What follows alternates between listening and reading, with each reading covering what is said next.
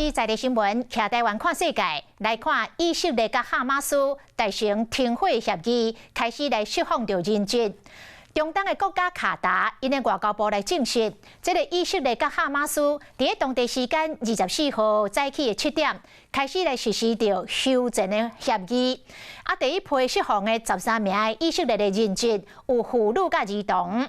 了后，大家会伫特定的时间，伫确认人质会当安全行动的状况下，甲人质交予红十字会。以色列和哈马斯的战争拍一个月过，今摆总算被暂时停止。一直咧到拜嘅卡达曾证实，以色列和哈马斯的停火协议特别实行。The beginning of the pause will be 7 a.m. Friday, the 24th of November, and it will last, of course, as agreed, for 4 days. And the first batch of civilians to be released from Gaza will be around 4 p.m. of the same day. 安萨利进一步指出，第一批释放的13以色列人质，包括妇女和儿童。了后，大家会伫特定的时间，确认人质会当安全行动的情形下，将人质交予红十字会。而且指出，释放人质的名单会逐天确认。当以色列和哈马斯双方拢确认过名单后，就会释放相关的人员。哈马斯伫声明指出，休战期间以下双方会停止所有的军事行动。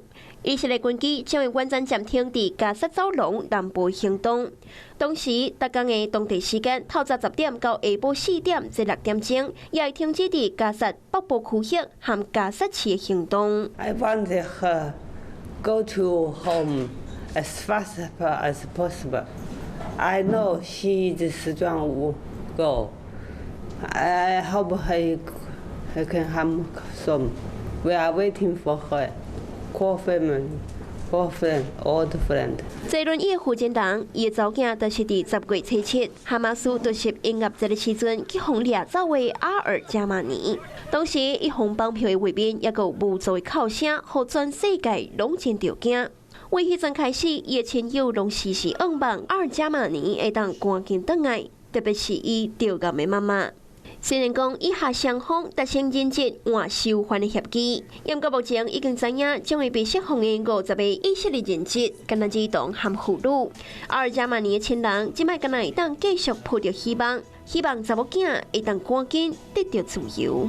Hello， 我是谢嘉璇。想要掌握最及时的新闻资讯吗？赶快订阅、按赞、开启小铃铛，锁定华视新闻 YouTube 频道。